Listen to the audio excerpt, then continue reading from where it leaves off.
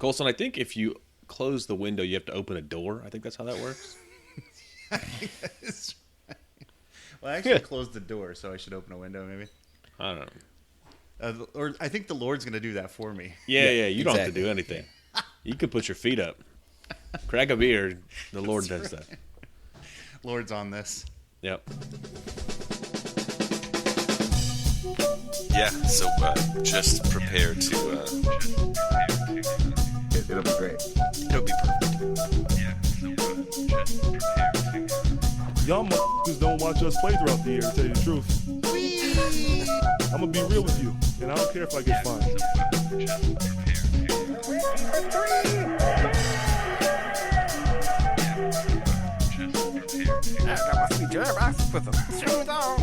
That train is off the track. I feel like you can't just like jump through Neptune and be okay. Just prepare to... What the show needs is more dogs and bears and chickens and stuff. Yeah, so just prepare to be awash in unbelievable goodness. Welcome, Pacers fans. You were listening to the Undebeatables, your semi-weekly Pacers podcast. Today is January 2nd, 2022, and this is episode 561. Coming to you from Indianapolis, Indiana, I'm your host, Joey Gaffrida, the man behind the dials and former season ticket holder. Shout out to Omicron. How you doing? This show... Doing quite well, I think. Yes, killing it. This show, we're going to discuss an 0-3 week of Pacers basketball with games against Charlotte, Chicago, and Cleveland. Joining me this show are two of our three analysts, coast to coast, like buttered toast. First, back in the high school home of Jameson Brewer, Silver Spring, Maryland, it's the doctor, Jason Triplin. What is up, Pacers fans? What is up, Undebeatables? Happy New Year. Shout out to, well, not the Pacers. I don't know. Nothing. Shout out to Harper, maybe? Harper. Yeah. Shout out to the Enforcer. There you go. He's still traveling. Yeah. Missing that guy. And he was undefeated this week. Mm-hmm. Always is. From Moorhead, North Carolina? Moorhead City, North Carolina. He's our in-house bartender. He mixes up the drinks and the crappy jingles. John Colson. What is up, Pacer Nation? What is up, Undebeatables? The fans did not know when they were listening that they were signing up to listen to the Undebeatables that it was actually a murder mystery podcast because the Pacers keep getting killed.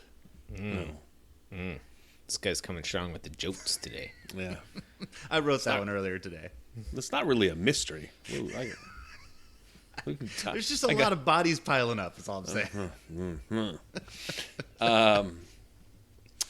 Before we get into solving this mystery, I wanted to remind you that you can support us for as little as $1 per month. If you head over to patreon.com/undebeatables, for as little as $1 a month, you can help support us. Thank you very much to everyone who's done that so far. It really helps support us. Everything goes directly to us, except the small percentage Patreon takes, but it's a good way to directly support us. Hey, Joey. Yeah. I've been too lazy to put this in your script, but I believe now is the time for the Haiku Life Champagne of Poems corner. It's still a corner somehow. I don't think you've put it in your script either. So, all right, this week, your haiku. Now hiring all air guitar positions. Make 'em dance, Lancey Pants. I got scooped by a haiku, but Lance Stephenson. I think that biggest news of the week is Lance Stephenson joining the Pacers on right now it's on a 10-day contract.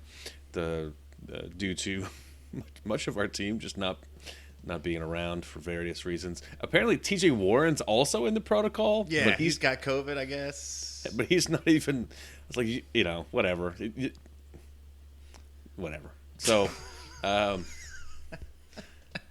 we're short on players, and Lance had signed with the Hawks on a 10-day deal coming out of the Grand Rapids organization, and they did not re-sign him. So he was Pacers for the taking. They picked him up. He played this evening. Was his first game. Had a decent game, but anyway, let's get into the games, and we'll go a deep dive into Lance a little bit later on, probably 2 or 3 hour deep dive, right? Set aside your Thursday. Just clear your calendar. Right. For Lance talk. Wall to wall. Wall to wall. Yeah, so as I mentioned at the top of the show, Pacers had 3 games this week. They closed out 2021 in style, losing the first game to Charlotte, 116 to 108. This game was at home. And, anyway, they looked good at the beginning of the game, and then, I don't know, it slipped away, and it just never, I don't know. It just slipped away, and in the end just was, Charlotte just put it away. Karis LeVert was great this week. He had 27 points this game, 7 rebounds, 6 assists. Sabonis looked pretty good, 15 points, 18 rebounds. O'Shea Brissett doing some work off the bench, 14 points. The sauce. But whatever. It's the Hornets. It's all right. This week has made me grumpy. We'll visit the second game of the week. It's New Year's Eve at home against the Bulls, and it's a day game. We're already here. We're ready to close out the year. Get home to our families because there's COVID everywhere. So you get home, and I guess that's not what happened because the Pacers lose this one 106-108. DeMar DeRozan hits a buzzer beater. Shocker. Pacers name shows up on the 2-minute report again. They missed 4 calls in the last 2 minutes. That all went against us. All those went against us. Yay! And DeMar DeRozan hits a buzzer beater. That was pretty amazing. It was pretty amazing, and he hit one the next day. So he had back-to-back 3-point buzzer beater game winners. But this game was rough. Again, Karis LeVert, fantastic, 27, 6 and 6.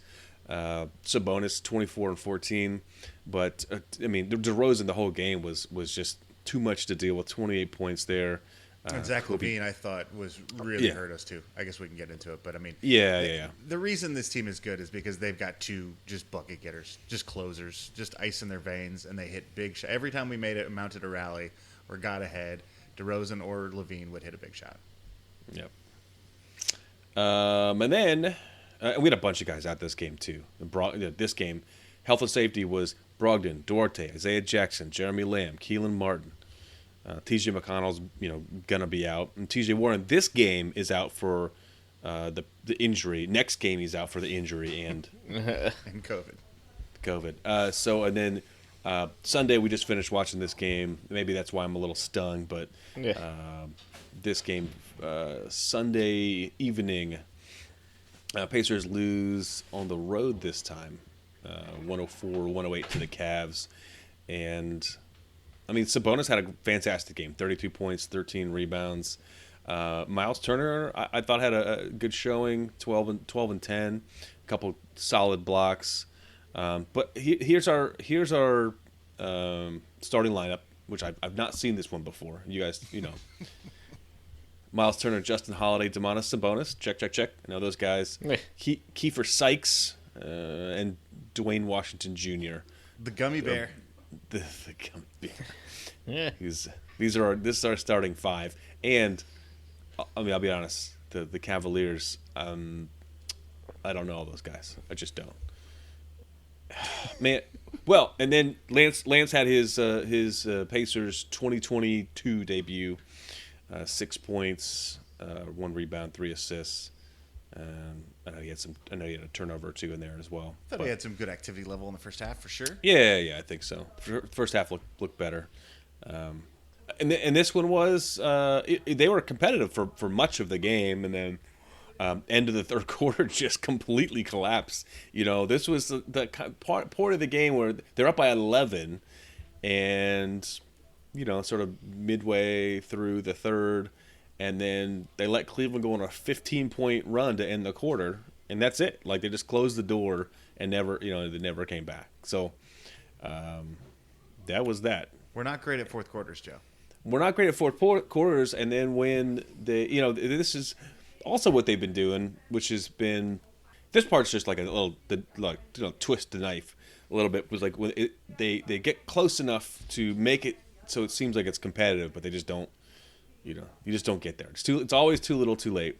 I mean, the fourth quarter scoring ended up being even. It's 20 apiece, but disappointing week, disappointing day, disappointing season. Disappointing season. I got to go back to work tomorrow. What's up with that? I like my job, but I gotta. I also like sitting on my butt. Yeah. All my friends that were in town all left. Some without even saying goodbye. Should we play like the Charlie Brown music for you or whatever? No? Like, I have a shout out this week. Shout out Kevin Pritchard for listening to the show. Yeah. I believe that I said that you can just get rid of all the trades that we're going to make. Just first bring back Lance Stephenson and see if it turns our season around. And so that's where we're at. He's taking my advice. We're going to try the Lance Stephenson experiment before we trade away our guys. Because if you'll recall, 3 seasons ago, Lance Stephenson was brought in near the end of the season, and he galvanized the team and pushed us to the playoffs. This guy's a feisty competitor. He's the knucklehead we needed. He's going to yell at people in the locker room. Miles Turner at least knows him and can vouch for him. And then, I feel like this is, and can legitimize him, I feel like this could really work. I think this turns into a rest of the season contract. I'm really excited. And I think it's not too late to turn around this season. We could still make a play-in game probably. We also, I guess I'll shout out Justin Anderson, who was the other pickup or the other 10-day contract to sign at the same time as Lance. He played almost 8 minutes this game and picked up 3 boards and a bunch of zeros beyond that. Yeah. I'm excited to have Lance on board too. Obviously, that's the number one news. I think he will make, hopefully, the team a little bit more enthusiastic. It's going to be tough over the next the next week at least, with all these dudes in health and safety protocol. It's going to be tough because guys are going to be in and out of the lineup, right? As soon as Karis LeVert gets cooking, and we think we're getting some rhythm with him, he's in the protocol and he's out. Now we got to adjust, and we're starting guys you've never heard of. This week was disappointing. Obviously, the Chicago loss is the heartbreaker one because we actually played hard in that one. But and I didn't see much of the Cleveland game, so I won't speak to our effort. But it sounded like, anytime you give up a 17-point run, then that's not a good thing. And Charlotte just outplayed us. They were just way more active. They cared a lot more. They wanted it. And Gordon Hayward just embarrassed us. It was like, Terry you guys tried to Rozier trade embarrassed us, yeah, man. Yeah, and he's like 5 foot tall. I was surprised how small he looked on the court. I know he's not 5 feet tall, but he was definitely the smallest guy on the floor. Yeah.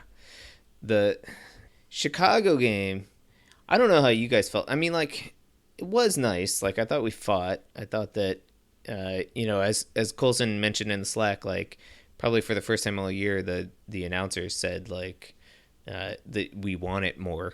Sabonis was grabbing offensive rebounds. We grabbed 17 offensive rebounds in that game. We were getting the loose balls. We did all the hustle things. Yeah. And then, couldn't close it out in the end.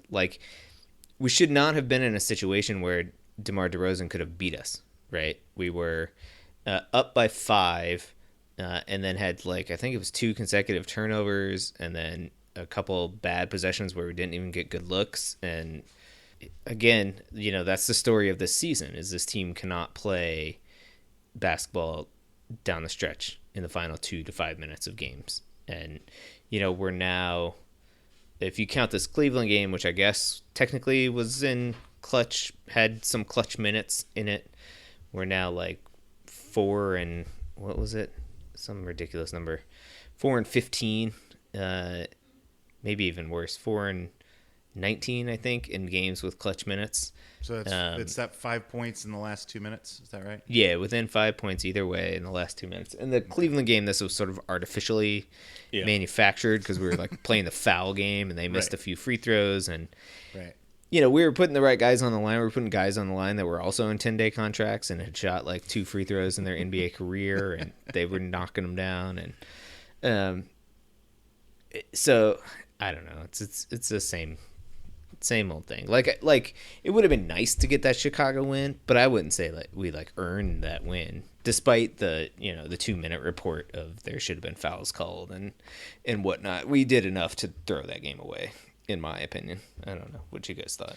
Yeah, no, I mean I think Chicago's really good. I mean they're first in the East right now. And we hung with them and we fought, we cared. It just shows that if you give a shit all game, you're going to be in these games. Now, are we going to lose these games? Sure, because we can't.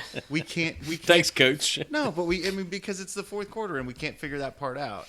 God, I'd love to have you as a assistant coach, giving the halftime speech. Like, are we going to lose? Absolutely, absolutely. But we can make it look close.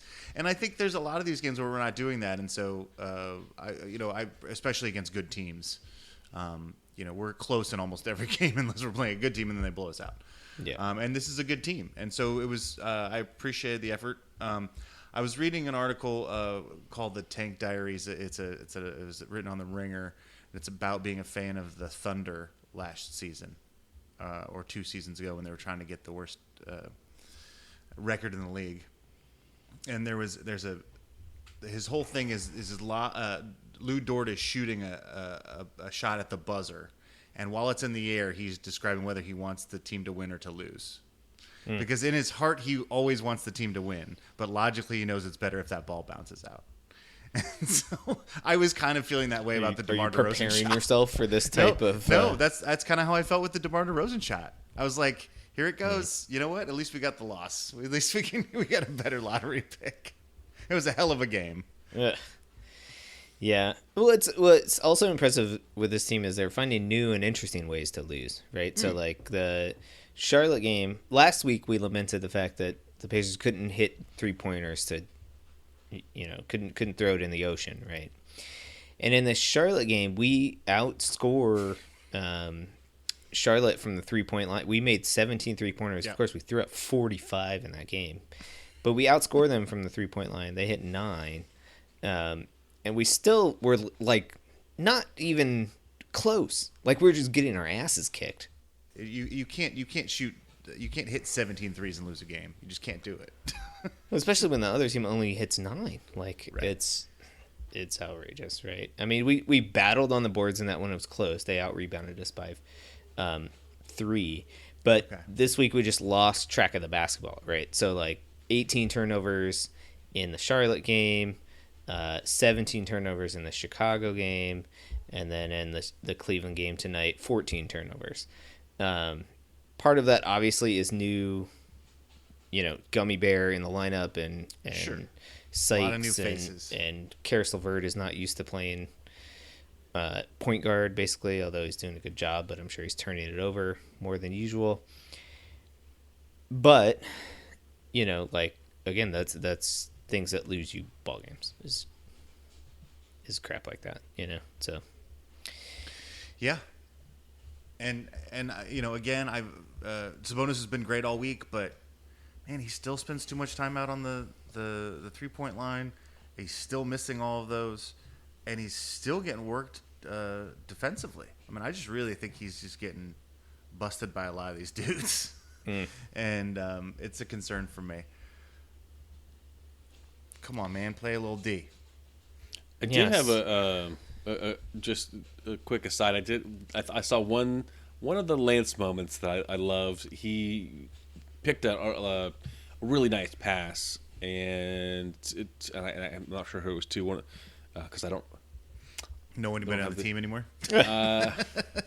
I I used to know them all. Those guys are all it's health and safety. Yeah. But he finds a nice open shooter for a 3-pointer, and he's got his arms up like before anything. Sure, it was going in already. Yeah. Well, it didn't, but it would. He's introducing this idea of positive visualization. Right? Confidence. You know, Look, like I wasn't really even joking when I talked about the way that he changed our locker room. It wasn't a coincidence that when Lance came to our team 3 years ago that we made the playoffs, and that next year was one of the most competitive teams we've ever put on the floor. So one thing that was interesting to me this week, I forget what game it was, but they were talking about Torrey Craig, and I think it was Jeremiah Johnson was telling a story that Torrey Craig, who has played on a few NBA teams at this point and several G League, and he's been around the world of professional basketball. And apparently Torrey Craig says that this is one of the quietest teams that he has ever been on. They were talking specifically about the defensive end of the floor, and that typically you're on a team and people are constantly chatting and saying, here's where the pick is coming from, like otherwise you get switch with this blindsided. guy, like This blah has blah gotta be blah. the switch. Yeah. And apparently we don't do that very much. And I wondered how much that extended to sort of the rest of the locker room and in general, sort of in the huddles and all of that stuff. It wasn't a surprising fact to me. I guess we've talked about how all these guys are relatively mild-mannered and nice guys at some level. Introverts, probably. Introverted, maybe. I don't know. Spend a lot of time in a gym shooting a basketball by yourself, Yeah, one of our leaders, Malcolm Brogdon, seems to be a very quiet, stoic individual, which is fine. I am myself an introverted person and quiet, and think that people can succeed perfectly well. But I think that in team environments, like clearly there has to be some level of communication that is keeping things going, right? Like that's just the way teams work, especially on the floor when you're playing the game. Like you got to be talking to one another, and it's worrisome, I guess, to me that that it's so little talk that Torrey Craig commented on, sort of unprovoked. Well, it's unacceptable. I mean, you can't run a defense without talking. I mean, you can run an offense, without talking, because people can, it's the sort of the ballet of offense. But defense is about covering the offense is forcing the defense to do something else, so it's always recovering. It has to be about communication. And the fact that Miles Turner, who runs our defense, isn't making everybody talk it out, I mean, or the fact that our coaching staff isn't really concerned that we're not yelling these things out on the floor, that we're not talking to each other, that this isn't a habit that we're building, or at least somebody's mad about it, is a problem. Like, no wonder we're bad at defense. Yeah. It's not going to get easier to turn this thing around. I'd like the infusion of Lance. Hopefully we'll start getting some of these guys back from health and safety protocol soon. In the silver lining of the Omicron variant that is circulating wildly now is that it is fast acting and not that harsh, I guess, right? And so at least, I don't know if this is true elsewhere, but I know in the medical community they've shortened the quarantine time from 10 to 5 days or something like that. Yeah, I don't know. CDC has, and then NBA and NFL went with that as well. They did. Okay. Yeah. So that'll be good. We'll get these guys back quicker. Yeah. But competition wise, it's going to remain tough and actually get even tougher. We played teams that are not from C cities this week. First, the New York Knickerbockers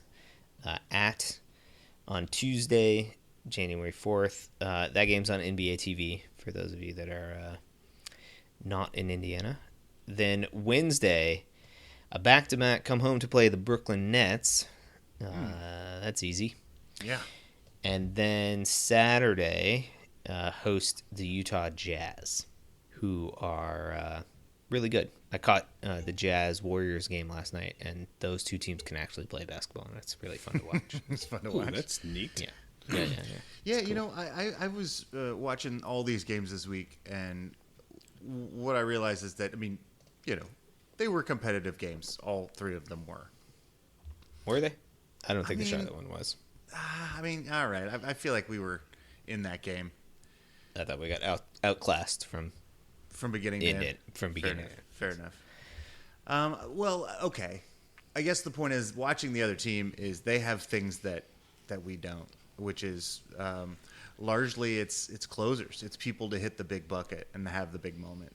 Sure. You know, I like I was saying, you know, Hayward really hurt us, and I was like, why are you coming back to hurt us? You're in your hometown. But like he has that, he just knew when to hit the shot, you know. Or, you know, would get hit and have the body control to flip it in, and it would go in. You know, all of our stuff getting to the basket, we were missing, and then we're as opposed to going in and then hitting another free throw. It just felt like, you know, we're lacking a bucket getter or two on this team. And you have Karis LeVert and we have Sabonis, but that doesn't seem to be enough at this point because these guys have like real good bucket getters.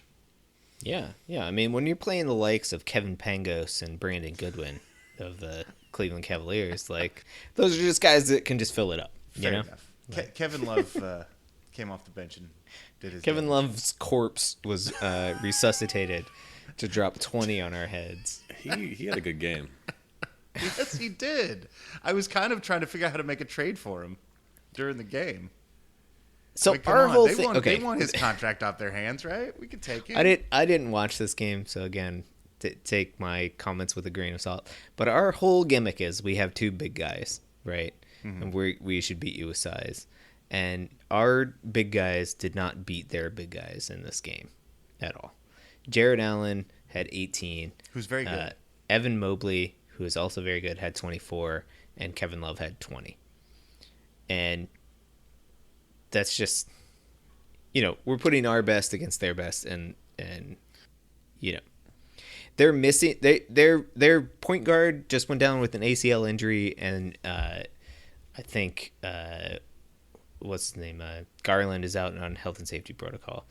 So you're Their talking two about best players. Rubio's out for the rest of the season. Yeah, that's what I Rubio, said. Yeah, yeah. Rubio's out. Yeah, and Colin Sexton not even playing. You know, not to mention that. So Kevin Love Yeah. did it. Kevin Love did it from the 3-point line and the free throw line. That's what I want. That's analytics, my friend. Give me some Kevin Love. I wasn't making an argument for him. I was. Oh, I was.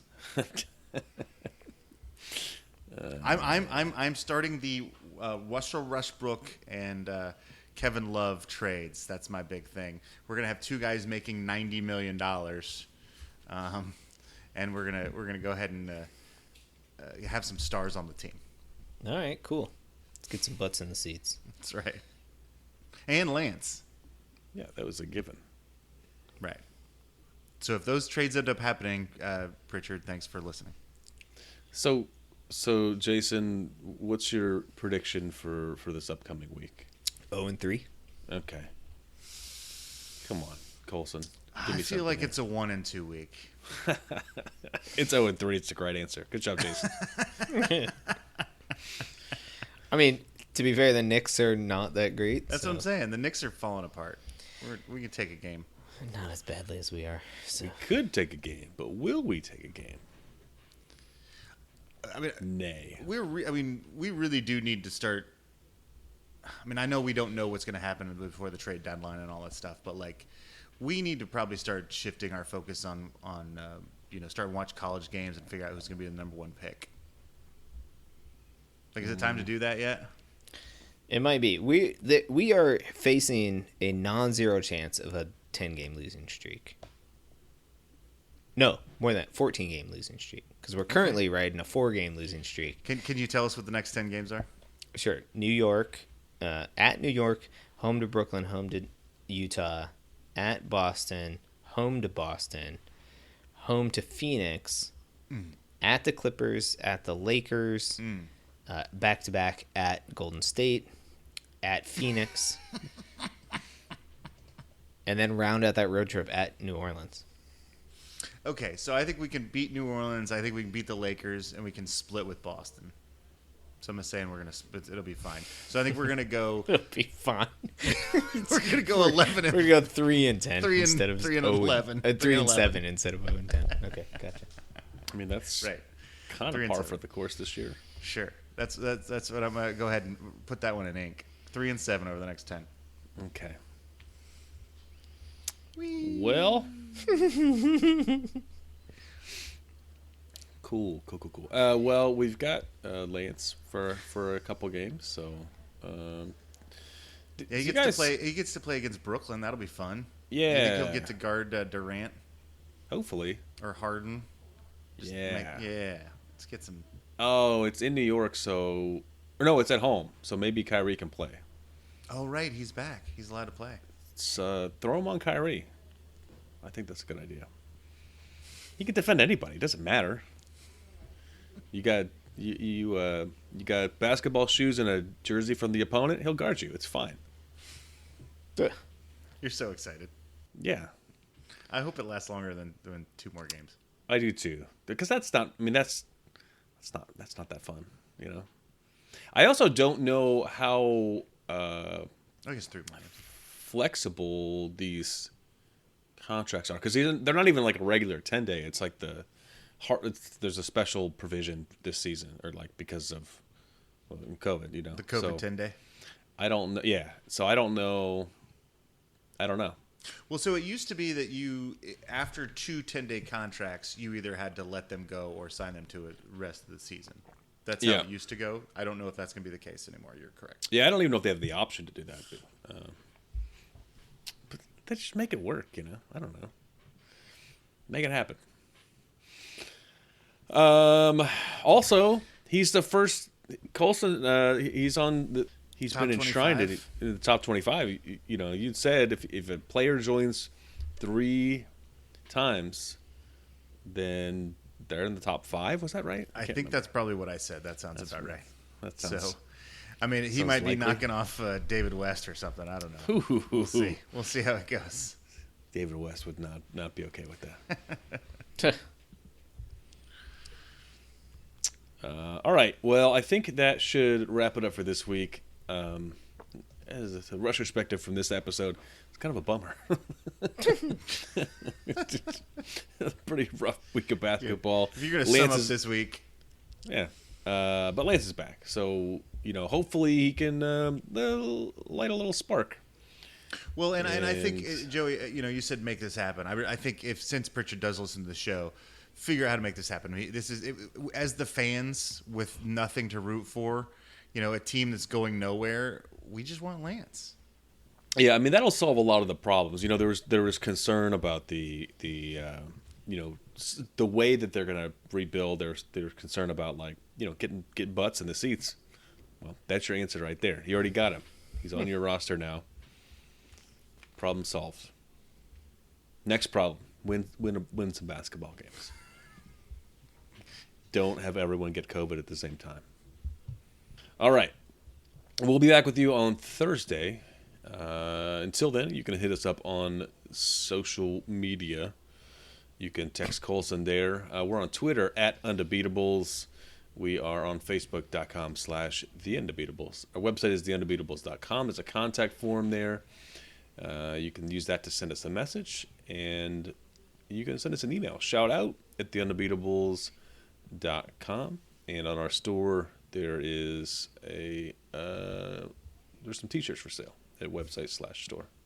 For the architect, Donnie Walsh, and our once and always Hall of Fame coach, Bobby Sickleonard. Turn out the light, I think that was like the fewest actual words in the song. Yeah, I mean, if you want me to sing the whole song, win an effing game. You know? That's what I'm saying. Otherwise, you're just going to get piecemeal songs for the rest. I'm going to put in the amount of effort you're putting in to get a rebound, Pacers.